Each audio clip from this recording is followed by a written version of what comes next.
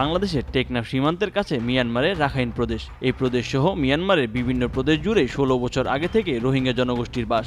Rakhine Akyab থেকে Myanmar junta সরকার রোহিঙ্গাদের তাড়িয়ে দিয়েছে। প্রায় 17 লক্ষ রোহিঙ্গা জনগোষ্ঠীর ভার বহন করছে বাংলাদেশ সহ বিশ্ব সম্প্রদায়। আরাকান আর্মি নামে একটি সশস্ত্র সংগঠন গত কয়েক বছর ধরে জান্তা সরকারের সঙ্গে যুদ্ধ করে আসছে। আরাকান আর্মি বুদ্ধিস্ট, তারা মিয়ানমারের জান্তা সরকার যেমন বিরোধী তেমনই রোহিঙ্গাদের রাখাইন থেকে বাস্তুচ্যুত করার পক্ষে। কারণ আরাকান আর্মিও রোহিঙ্গাদের বাংলাদেশি বলেই গণ্য করে। একের পর এক রাখাইনের এলাকা হাতছাড়া হচ্ছিল জান্তা সরকারের, দখল করে নিচ্ছিল আরাকান আর্মি। সম্প্রতি তারা রাখাইনের মাংরু শহর ও আশেপাশের এলাকা দখল করে নিয়েছে। এই সময় কুখ্যাত ব্রিগেডিয়ার জেনারেল থুরেইন তুন সহ শত শত সরকারি সেনাকে বন্দী করেছে। আরাকান আর্মি যখন সেনা ছাউনি দখল করেছে, হত্যা করেছে, অনেককে আটক হয়েছে। এদের সাথে রোহিঙ্গার কিছু সদস্য আছে। বলা হচ্ছে এদেরকে জোর করে মিয়ানমারের জান্তা বাহিনী আরাকান আর্মির বিরুদ্ধে যুদ্ধ লিপ্ত করেছিল। যদিও মিয়ানমারের রাখাইনে রোহিঙ্গারা তাদের ভূমি ফেরত পেতে যুদ্ধ করছিল। এই রোহিঙ্গা যোদ্ধারা আবার কেউ কেউ জান্তা সরকার ও আরাকান আর্মির হামলায় পড়ে টিকে থাকতে পারেনি। তাদের অনেককে হত্যা করা হয়েছে, কেউ কেউ পালিয়ে বাংলাদেশ এসেছে। গত কয়েক মাসে বিজিবির হাতে আটক হয়েছে। এদিকে